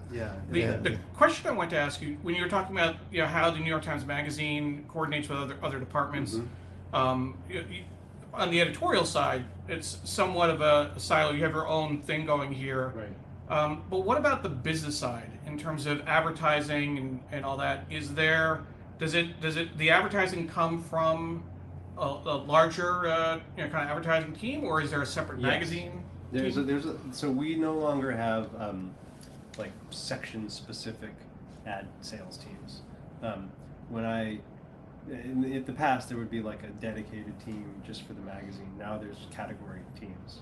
So certain advertising categories are run by different folks, and they might, for whatever reason, want to guide a particular client to pages of the magazine. They may want to guide a particular client to a newspaper, full page ad in a newspaper. They might want to guide a client to some advertising for the daily, some audio advertising. There's just so many different like platforms on which you can advertise. Newsletters, obviously the homepage.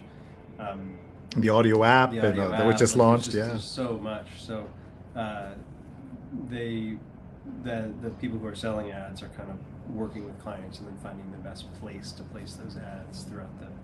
Okay, so let's go to Jenny. This is Jenny Lazarus, and by the way, Linda Lauren says this has been such a treat for a Wednesday afternoon. Thank you. Great. So that's nice to great. hear. Well, a couple things. One, just to thank Jake for being so incredibly generous. Come on. Generous with his time, for indulging me when I cornered him, and for such an incredible insider look at how the magazine comes together on so many levels, so many interesting pieces. I come from the magazine world. I spent a long time in the magazine world on the digital side, and a lot of this is familiar, but some of the things are very unique to what you do here at the New York Times Magazine. It's really amazing. I've been an avid reader for years, and it's so nice to know kind of a lot of the behind the scenes stuff, and to hear it from you, because you have so many wonderful things to offer. So thank you, Jake. Thank you for sharing your time with us. Thank you for inviting us here. Thank you guys for doing what you do. I hope that we can continue chatting with you in the future. Yeah, and folks, we do this every Sunday at 8:30 a.m. Eastern, and Jake talked his way out of having us come to his home at 8:30 in the morning. What is it like at 8:30 on Sundays at the Silverstein home? Well, both my children are definitely asleep. Yes. Hopefully I'm just getting up myself, so that's partly why I prefer to do this on a Wednesday afternoon. Right. Well, Yes, that's the first yes. thing I said to Sree. I'm not sure we'll be able to get him at 8 o'clock on Sunday morning. Yeah, exactly. There you go. There you go. And so we're just very grateful for your time, your energy, and just your welcomingness. I did want to not leave without showing everyone the 1619 project, the buttons from the project. It's really important to understand that these, the role you played in a national and international conversation that has become in some ways political and has changed the course of the understanding at the very highest levels and the very lowest levels of discourse. So I can't let you go without talking a little bit about the 1619 project. Definitely, in terms of its impact in the world, the biggest thing that we've done at the magazine since I've been here, and I think arguably one of the biggest things the New York Times Magazine has ever done, period. It was the brainchild of Nicole Hannah-Jones, who's a staff writer here at the magazine. She came to work for us from ProPublica in like 2015. She was mostly at that point reporting on education, segregation in the world of public education, and racial equality and other issues relating to education. And then in 2019, she came to an ideas meeting, and she said, I have an idea. This year will be the 400th anniversary in August of the first enslaved Africans to be brought to the British North American colonies that would become the United States, and we should do a special project of some kind to mark this occasion. And part of the thing that we were thinking of initially was that the year 1619 was not a date that I think most Americans knew the significance of. I think there are some Black Americans who knew it very well, but I think most Americans just, not a date that meant something yet to people. And we wanted to mark it. We wanted to mark the date in a way that would create that kind of significance. So, but Nicole also had this much more complex and really sophisticated and I think rather brilliant vision for what the 1619 project would be, which is not just a commemorative project marking the date, but a project that would show people how the legacy of slavery remains with us in a lot of institutions of American life today, and not just the legacy of slavery, but also the contributions of Black Americans to American democracy, to American culture, to American politics. And so over the next 6 months, we put that issue, what became an issue of the magazine, a special section of the paper, and a multi-episode podcast series together in this late summer, early fall of 2019. Caused a total sensation. It was like nothing we'd ever done before. People were like, you know, the various places where you can buy the New York Times on the weekends were selling out of the Sunday paper everywhere. We've never done this before or since. Because of that, we made copies available, individual copies. You asked about this earlier. We made individual copies for sale at the New York Times store. We sold out of 60,000 copies in like a week, or maybe even less. We announced a free giveaway on Hot 97, Nicole on Hot 97, and announced a free giveaway at the New York Times building one like Monday or Tuesday at 9 a.m. By 8:30, there was like 300 people going down the block. It was just like incredible. It was, the demand for it was so intense, and there was, Even though they could get it online, they still wanted the print issue. Online, Yeah, people wanted it for a Right. you know, a collector's edition kind of thing.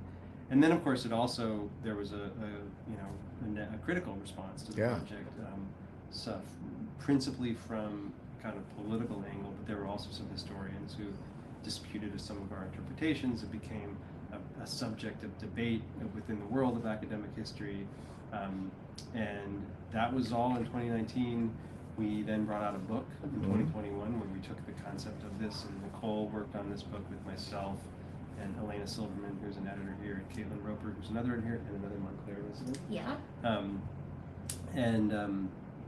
And that book was published in 2021. In November, it was on the bestseller list for like 50 weeks. So it's really been just an enormous phenomenon. And then kind of somewhat separate from the book and the magazine issue, Caitlin and Nicole produced a docuseries for Hulu, which just aired in January. Caitlin and Nicole were as well as a few other people were the principal people from the New York Times who were behind that. What's that called? It's just the 1619 Project. and is there a kids? Well, I have a funny It's a book. story about Yeah. this. Yeah. It's so interesting. So, my daughter and Jake's son are friendly, and so one night they were at Jake's home, and I think you gave them a tour of your office. Yeah, Something to that effect. Yeah. And my daughter came home that night and said, "Mom, do you know that Leo's dad, Jake, did the 1619 project? Because they learned about it in school. Like they had it was really something. So it's very far-reaching, the impact. Yeah, I mean, like it's impossible to. It's really difficult to summarize the reach of this project because it's so vast. But Nicole gets enormous amounts of mail. I will admit some of it is hate mail. Sad to say, but like Because it's been politicized by politicians holding it up and criticizing it. And But the majority of it is mail from people who, even today, even years later, are still discovering the project and just having their minds opened about American history in new ways by it.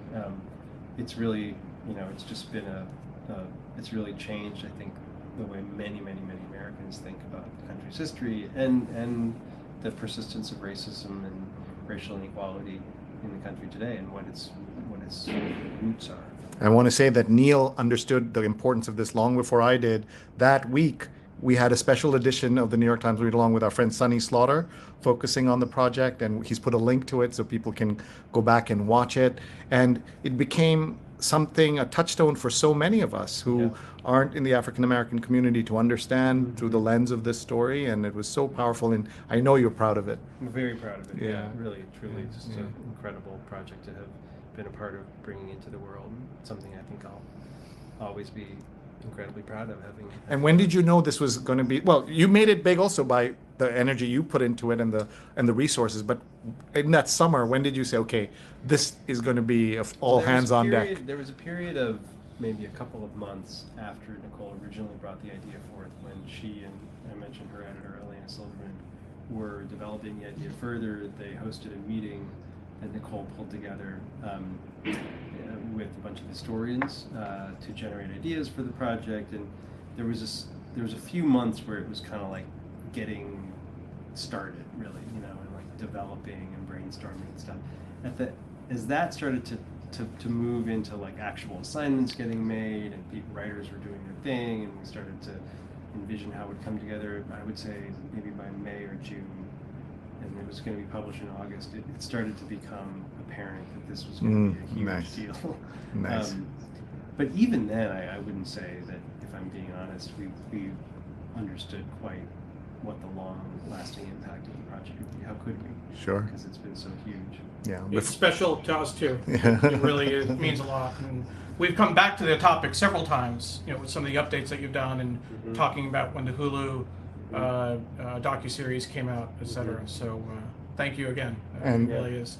Adam says, thank you. Lovely, the conversation we're having and your Talk 1619 project. Before we go, one last thing. I'm pointing the camera at Neil here because you don't know the genesis of all of this, but I was doing the read along, basically just reading the paper on Facebook Live, and he came across this and said, let me help professionalize it a little bit. He volunteered for a couple of years just helping me do this, and now we work together at Digimentors and everything. It comes back to his father, who was a publisher of a newspaper, a local newspaper himself, and when he passed, he asked to have the New York Times Sunday print edition be cremated with it. And so when Including the magazine. and so when I hear that, I still get goosebumps. Yeah. And Neil found a photograph that we're going to show you, which is just incredible. That's Neil's father, and you're going to see here. That's Neil's father. It looks very much like Neil, as you can see. And that's Neil, and there's the New York Times. Oh, wow. And Neil, So what year and where is so this? Neil, tell us. Yeah, so about the picture? Yeah. So I put up pictures for Father's Day Yeah. just recently. My dad passed in 2009. So By the way, all dads have been like this, asleep, holding the kid, hoping the kid doesn't fall. Yeah. So I found these pictures, and I put them up. First time I'd ever shared these pictures of me and my dad, but the one that jumped out at me is this one with the New York Times in the bed. I was probably just a couple months old. First time doing a read-along, I guess. But it really is. I mean, growing up in New York, and having being from Hastings-on-Hudson, New York, getting the blue bag every day with the Times. We grew up. And what's been great about the show is that I've had the chance, working with Sree, to interview some of the incredible writers that I read growing up. People like Clyde Haberman and Bill Roden, Claire Smith. I mean, it's been incredible. Stuart Elliott. Talking to us about the media column he used to write, the advertising work, et cetera. And there's a long list of people. A shout out. My mom is a former member of 1199 in New York, a labor union, and I worked with a labor union in Washington, D.C. I think you may know where I'm going with this, Jake. Steve Greenhouse, another Wesleyan alum, was our guest as well. Very proud. And Carla Baranakis has worked with us, who's a longtime national copy editor. chief of the New York Times, and she was with us and worked. Right, and Just recent editor-in-chief of Montclair The local, Yeah. And we also want to do a shout out to local journalism. And this is not just about the New York Times. Neil and I have done newspapers in Dubai and Washington and Toronto and Chicago. This is about celebrating print and journalism and all of that. And the fact that you would give us this moment, many moments together, we're so much. grateful. I mean, really, the attention that you guys bring to the work that we do and the work that other people at the New York Times does is like such a gift. Really, truly is. Thank you. I mean, it's like we appreciate it. We really do, and so it's my pleasure to spend some time talking. Thank you very much. And let me just tell everybody who's here. That's Jenny Lazarus from Digimentors. And there's my TV. I had a TV career of sorts, and that was because this guy put me on Channel 2, Channel 4, Channel 7. I made more money doing 6 minutes of TV than I did working as a full-time professor. This was in a different era of television, Dan. You would say that. And I learned how to do what I do here because of Dan. And that's Neil Parekh, our executive editor, who does such a great job. Thank you very much, Neil. Follow him. He's at Neil Parekh, and I'm at Sree. And thank you very much, everybody. We're saying goodbye here from the headquarters of the New York Times and the New York Times Magazine. Thank you. Bye-bye. Bye. Bye-bye. Bye.